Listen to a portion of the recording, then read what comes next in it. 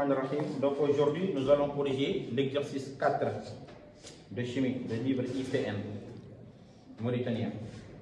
Exercice 4. Petit 1. Les ions peroxyde de sulfate S2O8 oxydent lentement les ions iodure I-. Établir l'équation bilan de cette réaction. On donne les couples redox S2O8 vous avez le S2O8 et SO4 ça c'est le premier couple. Le deuxième couple c'est I2 I-. Maintenant petit 1, il demande l'équation bilan de la réaction. L'équation bilan de la réaction. L'équation bilan de la réaction. Donc, premièrement, nous allons faire la règle gamma.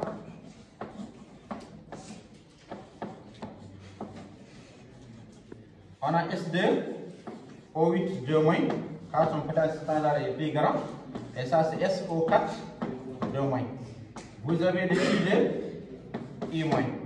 Donc voici les réactifs et voici les produits. Vous avez le S2O8 qui donne le SO4 On multiplie tout ça par 2. Donc on a 2S, 2S, 4 fois 2, 8 oxygènes ici, 8 oxygènes, 2 fois 2, 4. Donc 4 électrons, on fait ici plus 2 électrons.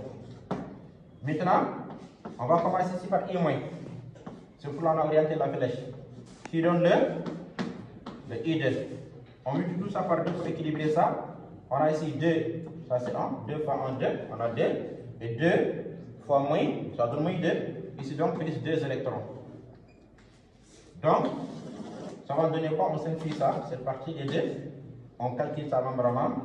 On trouve S2O8 plus 2 I- qui donne le 2SO4 plus le I2. Donc voici l'équation bilan de la réaction. Maintenant, la question numéro 2.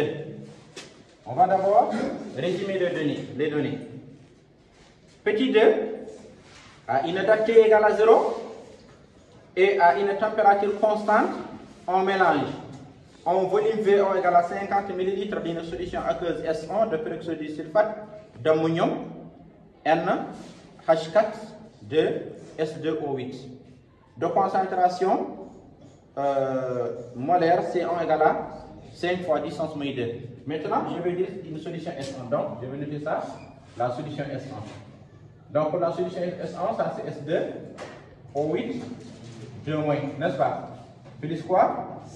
Plus 2, plus on a N, c'est pas la peine. Donc, on résume ça seulement. V1 égale à 50 ml. Et C1 égale à combien? C1 égale à 5 fois 10 puissance moins 2 mol par litre. Donc, je résume un peu seulement les données. Donc, ça c'est pour la solution S1. Il y a le NA4. Donc, il suffit seulement de prendre la réaction de précipitation pour savoir directement les ions qui se trouvent dans cette solution. Mais ce n'est pas la peine, donc c'est juste, on prend ça. Donc, en volume V2 égale à 50 ml d'une solution S2, d'iodure de potassium Ki, de concentration molaire C2. Donc, on a la solution S2. Ça, c'est I- plus K plus. Même pour prendre seulement I- seulement, c'est juste le résumé de données. Donc, V2 égale à 50 ml et C2 est égal à 16 fois 10 puissance moins 2 mol par litre. C'est clair? Maintenant, mol moins 1, ça veut dire mol par litre. Maintenant, quelques gouttes d'une solution d'emploi d'amidon fraîchement préparée. On rappelle que l'emploi d'amidon colore en bleu nuit une solution contenant du diiode I2, même en faible quantité. Donc, tant qu'une solution a du diiode ici, si vous avez de diiode I2 dans une solution, directement en présence d'emploi d'amidon, la solution devient bleue. C'est clair? Donc, à une date T, on prélève du mélange réactionnel, parce qu'ici nous avons déjà un mélange de 100 ml. Maintenant, c'est ça le mélange réactionnel. Maintenant, on prélève de ce mélange-là quoi? On prélève du mélange réactionnel, un volume V égale à 10 ml, qu'on lui ajoute de l'eau glacée. Donc, on ajoute de l'eau glacée pour arrêter la réaction, au cas où on demande cette question. De l'eau glacée et on dose la quantité de diiode I2 formée par une solution de thiosulfate de sodium Na2 S2O3 selon la réaction rapide et totale d'équation. Ils ont donné ça. Donc ça c'est 2 S2O3 2- plus le I2 qui donne le SO4 6 2- plus combien? Plus 2I et moins. Donc ici cette solution est bleue. Donc à l'équivalence, on aura directement une disparition de diiode I2. Donc la solution devient incolore car il y a la formation de I-. Je ne sais pas si vous avez compris. Donc ici la solution ici possède le diiode I2, n'est-ce pas? Maintenant à l'équivalence, ici la réaction est totale. Donc le diiode I2 va disparaître. Si ça disparaît, donc on aura une formation de I-. Donc cette solution qui était bleue va devenir incolore. C'est clair? Donc on va reconnaître ici le point d'équivalence par un changement de couleur, par ici l'apparition de cette solution-là.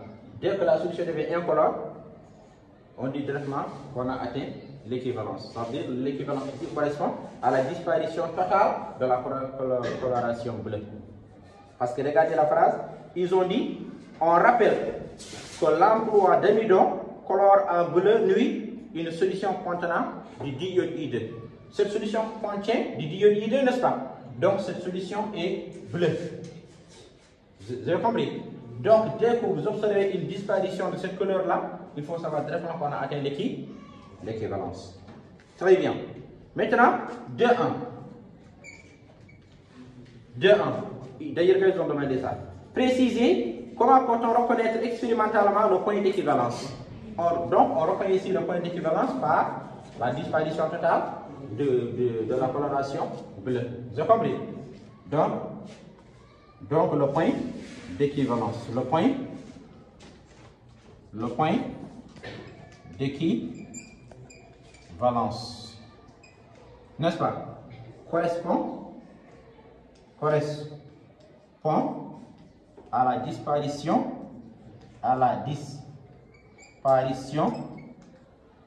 totale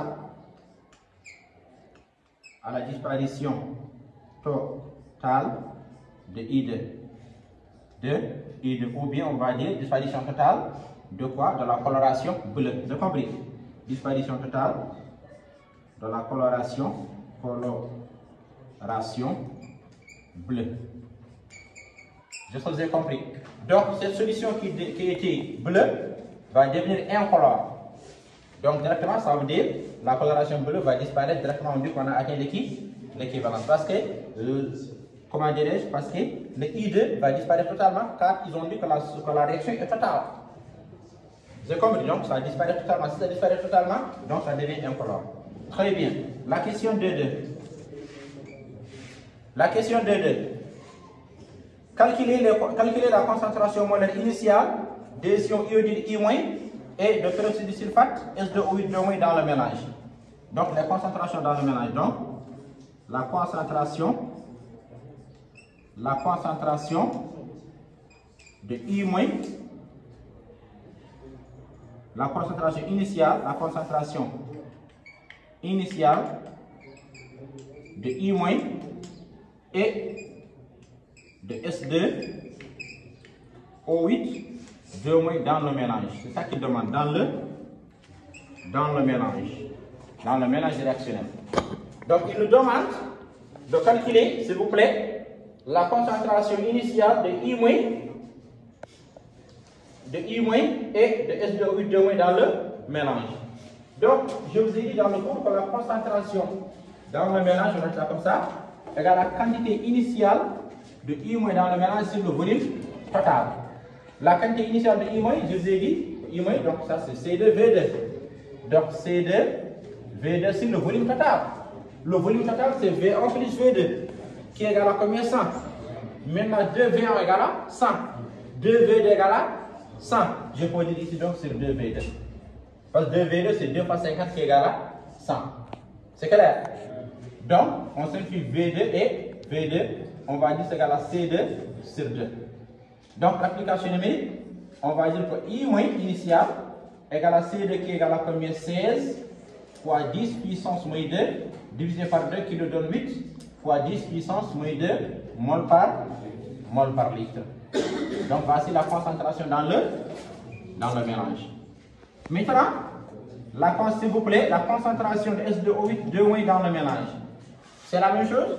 C'est la quantité initiale de S2O8 2- dans le mélange sur le volume total. Donc ici, on va dire ça C1V1 égale à C1V1 sur V1 plus V2 ou bien sur 2V1 directement. Donc on simplifie V1, on va donc à la C1 divisé par 2. Donc la concentration de S2O8 2- dans le mélange égale C1 égale à 5 fois 10 puissance moins 2 divisé par 2 égale à 2,5 fois 10 puissance moins 2 mol par litre. Donc si vous pouvez calculer directement c'est bon, sinon vous prenez la machine. Donc voici la concentration. La question 3, 2-3. Tout ça c'est des questions de cours, presque. Dressez le tableau d'avancement de la réaction qui se produit. Le tableau d'avancement. Le tableau d'avancement. Le tableau d'avancement, je vais faire ça AV seulement. Le tableau d'avancement. Ici, vous avez équation bilan, n'est-ce pas? Et je vais dire ça état du système. Vous avez avancement. Donc, on va faire un petit tableau seulement. Vous avez ici le S2O8 2- plus le 2 I- qui donne le I2 plus 2 SO4 2-. Donc, le tableau d'avancement. Donc, comme nous avons ici la concentration, on va utiliser la concentration. Déterminer le tableau, donc on va utiliser la concentration. Concentration. Donc, je vais dire ça, c'est état initial, en cours ou bien intermédiaire, état en cours, je vais dire ici final.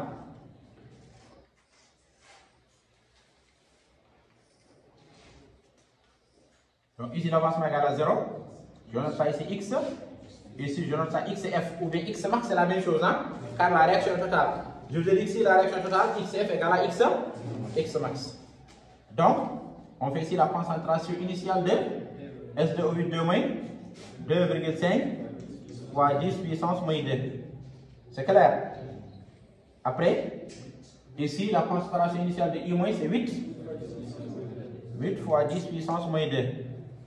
N'est-ce pas? Après ici c'est 0. Ici encore 0. Parce que T égale à 0. Maintenant, à un instant T, on trouve 2,5 fois 10 puissance moins 2 moins Y. Parce que l'avancement volumique. Parce qu'on a utilisé la concentration par la quantité de matière. C'est clair, ici nous avons la concentration. Donc 8 fois 10 puissance moins 2 moins 2Y. Ça c'est Y, 2Y. Ici parce qu'il y a 2. S'il y a 2, mettez ici 2, ici le coefficient c'est 1. C'est clair? On reprit la même chose en faisant YF. 2,5 fois 10 puissance moins 2 moins YF. Ça c'est 8 fois 10 puissance moins 2 moins 2 YF et 2 YF. Voici le tableau d'avancement.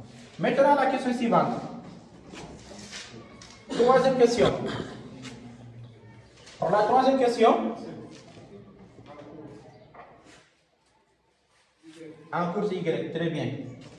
Ici en fait Y, désolé. Donc, troisième question, on définit l'avancement volumique Y par le rapport de l'avancement X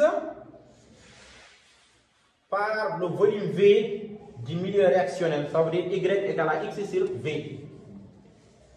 Ailleurs, les constituants des systèmes chimiques constituent la même phase et le volume du milieu réactionnel est constant. Montrez qu'à la date T, on a la concentration. Donc, montrons que la concentration de I- à un instant T est égale à la concentration initiale de I- moins 2 YF. Très bien. Maintenant, nous savons que I- n'est pas le réactif limitant, car nous avons déjà la courbe.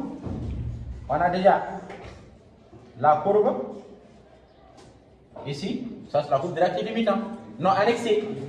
Donc si la courbe touche l'axe des axes, l'axe des temps, on dit c'est limitant.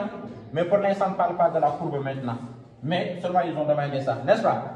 Maintenant, nous savons que Y égale à la concentration initiale de I-, ou bien je vais donner d'abord des réactifs annexés, la formule, moins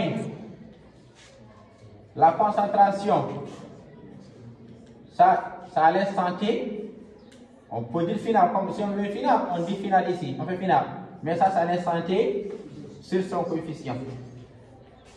C'est clair? Y égale à la concentration de réactifs annexés, des réactifs annexés, j'ai abrégé ça, moins la concentration à l'instant T de réactifs annexés sur son coefficient. C'est clair? Donc nous pouvons dire que la concentration initiale de I-, la concentration initiale de I- moins la concentration à l'instant T de I- sur 2. Le coefficient de I- c'est 2, d'après la réaction. C'est 2. Maintenant on va tirer cette partie. On fait, c'est 1, on fait le côté en croix. 1 fois ce numérateur nous donne la concentration de I- initiale moins la concentration à l'instant T, qui est égale à 2Y. N'est-ce pas? Maintenant je transpose, je vais dire moins la concentration de I- à l'instant T égale à 2Y moins la concentration initiale de I-, parce que je garde cette partie-là, et ici 2Y, je transpose cette partie, ça devient moins, n'est-ce pas? Mais quand je change le signe, je dois changer tout ça. Je mets tout ça par exemple. Je trouve la concentration de I- à l'instant T égale, je commence par cette partie, égale la concentration initiale de I- moins 2Y. C'est ça. C'est ça la démonstration. Donc, par moins, ça donne plus. Par moins, ça devient moins. Ici, par moins, ça devient plus. Donc, je commence par la partie positive. Donne-moi le chiffre, s'il vous plaît. Donc, on continue.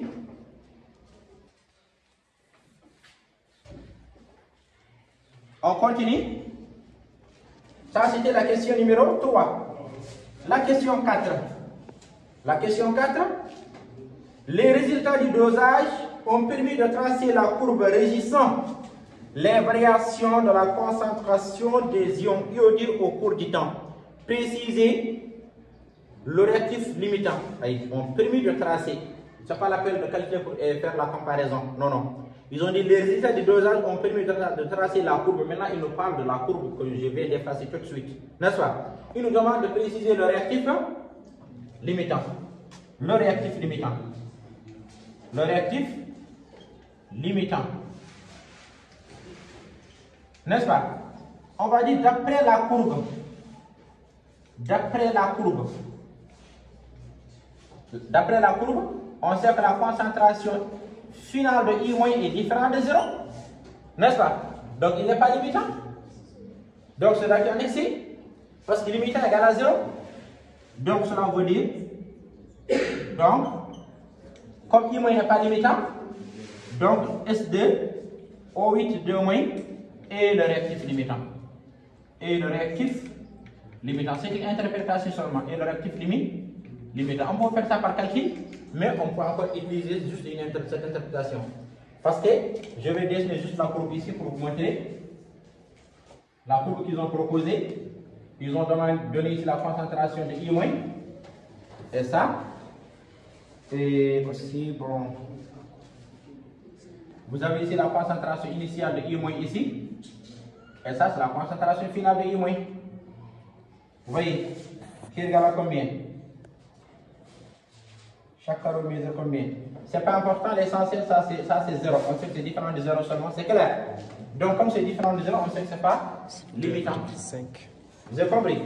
Maintenant, on continue pour gagner du temps. On continue. Donc, cinquième question. En utilisant le tableau d'avancement, déterminer la concentration des ions iodines I- finale. En utilisant le tableau d'avancement. Donc, il demande la concentration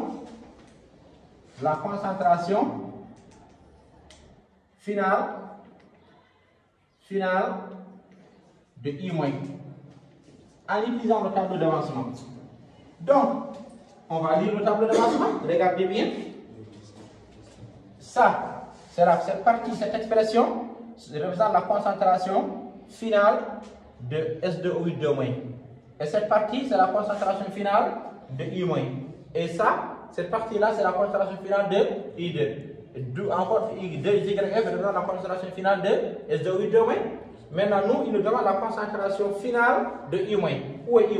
Voici la colonne de I-. Ça, c'est la concentration initiale de I-. La concentration en cours de I-, ça c'est la concentration finale de I-. C'est clair? Donc, on va dire la concentration finale de I- égale à 8 fois 10 puissance moins 2 YF. Maintenant, il reste à calculer YF. C'est clair? On va dire que la concentration finale de I- égale à 8 fois 10 puissance moins 2 YF. Maintenant, on va calculer YF. Or, la concentration finale de S2O8-2-, d'après le tableau final, regardez, d'après le tableau d'avancement, je vous ai dit que cette expression représente la concentration finale de I-. Et cette expression représente la concentration finale de S2O8-2-. Donc, la concentration finale de S2O8-2- égale à 2,5 fois 10 puissance moins 2 YF. Donc, égale à 2,5 fois 10 puissance moins 2 YF égale à 0 car c'est le réactif limitant. La concentration finale de S2O8-2- égale à 0 car c'est le réactif limitant. Parce que le réactif limitant, c'est le réactif qui est entièrement consommé à la fin de la réaction. C'est le réactif qui disparaît totalement à la fin de la réaction. C'est clair? Ici, il n'y a pas de. C'est clair? Le coefficient, c'est moins seulement. Maintenant, on va dire YF égale à 2,5 fois 10 puissance moins 2 mol par litre. Voici la concentration, voici l'avancement final de la réaction.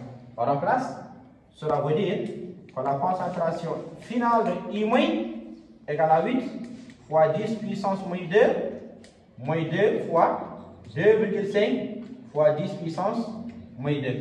Donc ça me donne 5. 8 moins 5 égale à 3. 3 fois 10 puissance moins 2 mol par litre. Donc vous voyez, c'est pas clair dans le voyez, c'est la courbe, mais on sait quand même que c'est différent de 0. Donc c'est pas égal à 0. Si c'est égal à 0, c'est limitant. Si c'est différent de 0, c'est annexé. Très bien.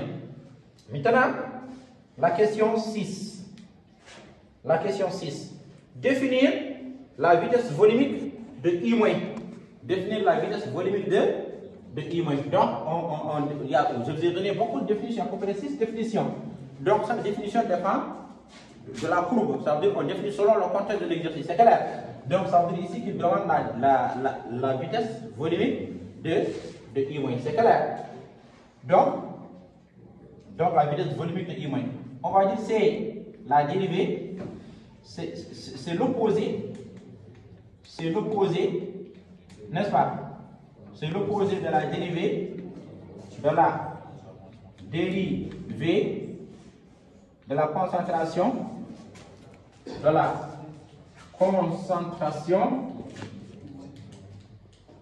de I- par rapport au temps.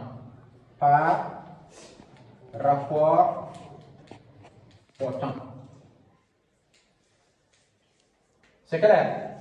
C'est dérivé, donc la vitesse volumique de I- égale à dérivée de la concentration de I- par rapport autant. C'est clair? Donc, ce qui correspond au coefficient directeur, hein, de la tangente. Donc, ce qui correspond au coefficient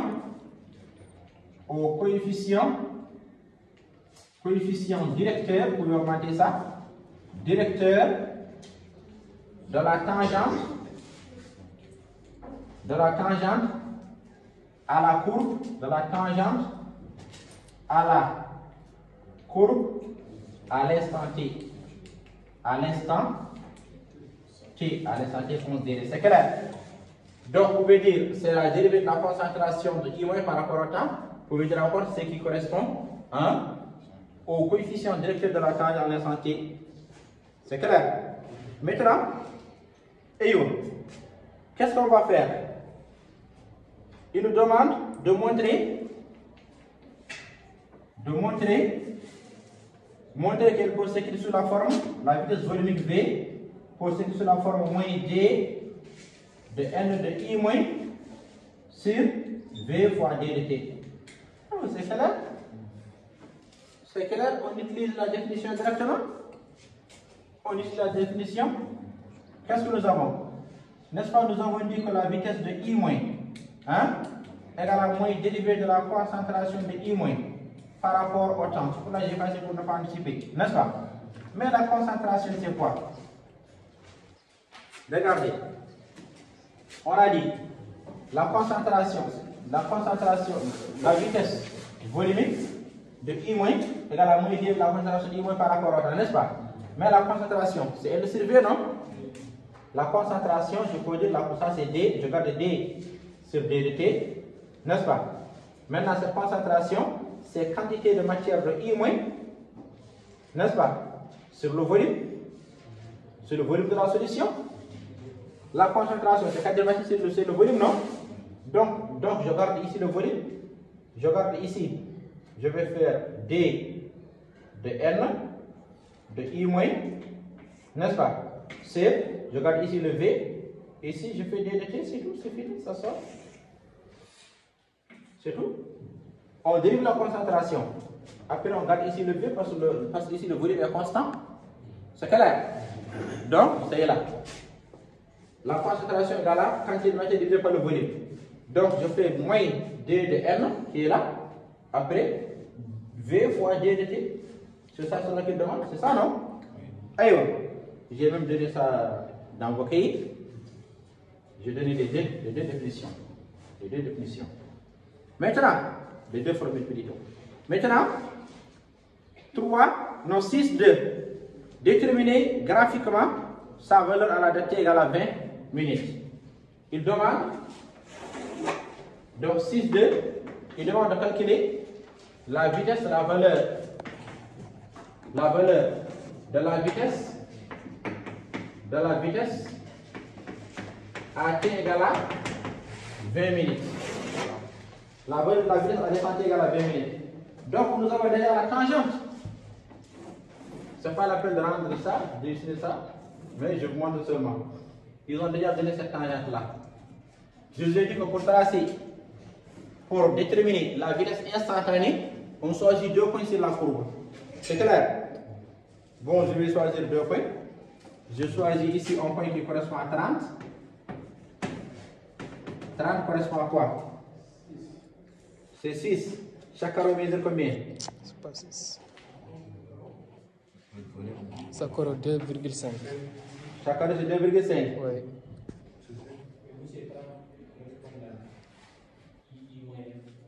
Donc, regardez, on va prendre à la finale 2. Je prends ici un point B, ici un point A, n'est-ce pas?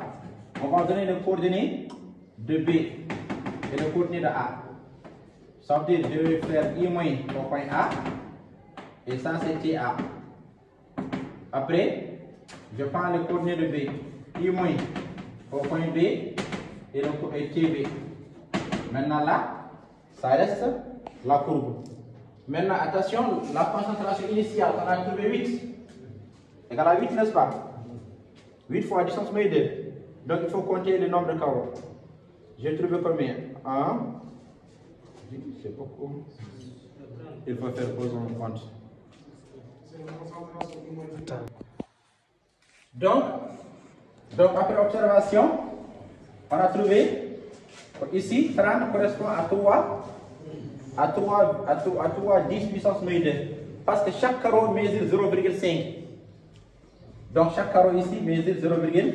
Les divisions ici verticales. Donc chaque carreau mesure 0,5. Ici on a trouvé, ça correspond à I moins final. Ça veut dire 3 puissance moins 2 qui correspond à 30. Ici 0 correspond à 5,5 parce que quand on compte le carreau on va trouver 11. Ici ça c'est le 11e carreau. Donc 11e carreau, donc 11 divisé par 2 ça donne 5,5. Chaque carreau c'est 0,5, c'est clair. Donc on va dire la vitesse volumique de I moins égale à combien? On prend le plus grand. Donc on prend le plus grand multiplié par le petit pour éviter le signe moins. Moins 5 fois 10 puissance moins 2 moins 5,5 moins 3 fois 10 puissance moins 2 divisé par 30. Ça nous donne combien? Donc la question 7. Pour la question 7, on refait l'expérience précédente, mais avec une solution d'iodure de potassium de volume V2 qui est égal à 50 ml. On refait l'expérience précédente. On refait l'expérience précédente, mais avec une solution d'iodure de potassium de volume V2 égal à 50 ml et de concentration molaire C2 prime. Aïe. Ici, V2 égale à 50 ml, mais avec une concentration C2 prime égale à 18. 18 fois 10 puissance moins 2. N'est-ce pas? Maintenant, représente sur le même graphe de la figure 1 la ligne de la courbe représentant I moins égale à F de t. Il demande encore de représenter ça. Donc, on sait que la vitesse augmente. C'est clair? La vitesse augmente. Si la concentration augmente, la concentration était égale à 16. Était 16, n'est-ce pas? Maintenant, comme on a 18, on sait que la vitesse augmente. Si la vitesse augmente, la courbe devient beaucoup plus proche de la verticale. C'est clair? Mais la concentration initiale va changer. La concentration initiale dans le mélange. La concentration initiale dans le mélange, on va dire I2', c'est C2', V2 sur 2, V2. Donc égal à C2' sur 2 qui donne 18, 10 puissance moins 2 divisé par 2 égal à 9, 10 puissance moins 2 mol par litre. Vous voyez, initial c'était 8, maintenant c'est 9. C'est clair? Maintenant on va regarder final. Parce que l'avancement volumique ne change pas. Si on change le rectangle limitant, l'avancement volumique reste toujours constant. C'est clair? Maintenant, la concentration finale de I- égale à la concentration, ça se finale prime quoi? Initiale prime, moins 2Y, F. On a déjà montré ça? C'est là. La concentration, c'est où? La concentration de I- égale à initiale de I- moins 2Y. Maintenant, si on fait ici final, on fait ici final. C'est clair? Donc, du coup, on aura 9 fois 10 puissance moins 2, moins 2 fois 2,5 fois 10 puissance moins 2. Donc, ça, c'est dans 5, n'est-ce pas? Donc, 9 moins 4 égale à combien? Non, 9 moins 5 égale à 4. 4 fois 10 puissance moins 2 mol par litre. Je ne sais pas si vous avez compris. Regardez, la concentration initiale dans le mélange prime égale à C2 prime fois V2 sur 2V2. On trouve ça. Mais la concentration finale prime égale à initiale prime moins 2YF qui ne change pas. Si on modifie la concentration du réactif limitant, donc YF va être modifié. Mais comme c'est un excès, YF reste toujours constant. C'est clair? Maintenant, d'où la courbe, ça c'est le bac 2014 qui sont modifié ici. Donc, j'ai ici, je vais faire ici 9. Ça c'est concentration de I- fois 10 puissance moins 2. C'est clair? Ici je prends 8, ici je prends 4, ici je prends 3. Donc, voici l'état final de cette courbe-là, de la première courbe, comme ça. C'est là, ça c'est la courbe 1. Ça c'est la première courbe qu'on avait. L'expérience 1. Maintenant pour l'expérience 2, nous avons ça. Donc, comme ça. Elle est plus rapide. Donc, elle doit atteindre l'équivalence avant cette courbe-là. Donc ici là, cette réaction termine à cet instant. N'est-ce pas? Ça c'est TF. Ça c'est le TF. Mais ça c'est TF prime. Ça c'est pour l'expérience 2. Pour l'expérience 1, on avait ici l'état final. N'est-ce pas? Maintenant pour l'expérience 2, donc elle atteint l'équivalence à l'instant T beaucoup plus proche. C'est clair? Donc c'est la fin de l'exercice. Donc si vous avez des questions, allez-y. Bismillah.